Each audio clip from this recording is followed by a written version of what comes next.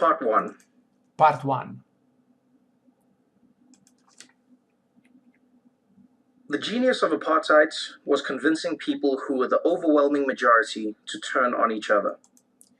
The genius of apartheid was convincing people who were the overwhelming majority to turn on each other. Apartheid is what it was. Apartheid is what it was. You separate people into groups. You separate people into groups and make them hate one another. And make them hate one another. So you can run them all. So you can run them all. At the time, black South Africans outnumbered white South Africans nearly 5-1. At that time, black South Africans outnumbered white South Africans nearly 5-1.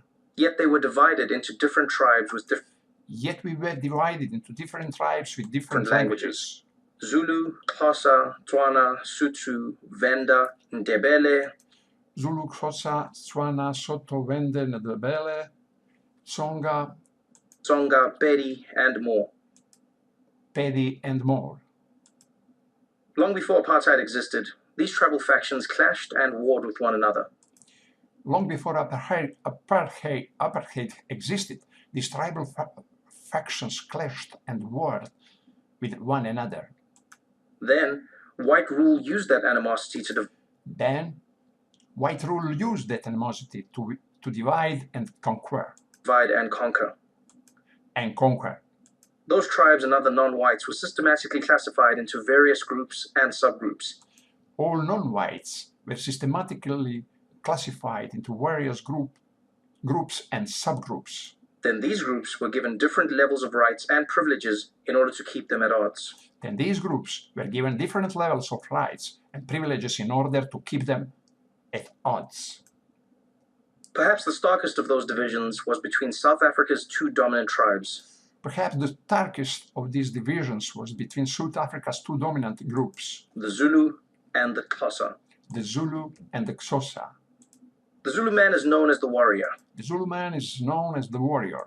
He is proud. He is proud. He puts his head down and fights. He puts his head down and fights. When the colonial armies invaded, the Zulu charged into battle with nothing but spears and shields against men with guns. When the colonial armies invaded, the Zulu charged into battle with nothing but spears and shields against men with guns. The Zulu were slaughtered by the thousands. The Zulu were slaughtered by the thousands. But they never stopped fighting. The Xhosa, on the other hand, pride themselves on being the thinkers. My mother is Xhosa. My mother is Xhosa. Nelson Mandela was Xhosa. Nelson Mandela was Xhosa. The Xhosa waged a long war against the white man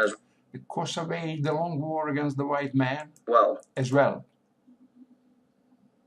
But after experiencing the futility of battle against a better armed foe, many Xhosa chiefs took a more nimble approach.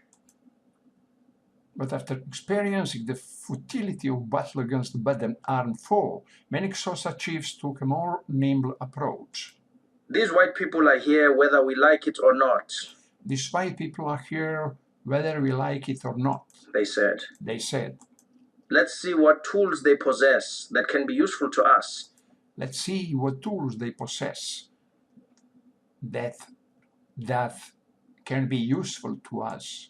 Instead of being resistant to English. Let us learn English.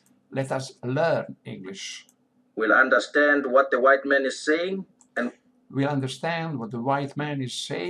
we can force him to negotiate with us. The Zulu went to war with the white man. The Xhosa played chess with the white man. For a long time, neither was particularly successful. And each blamed the other for a problem neither had created.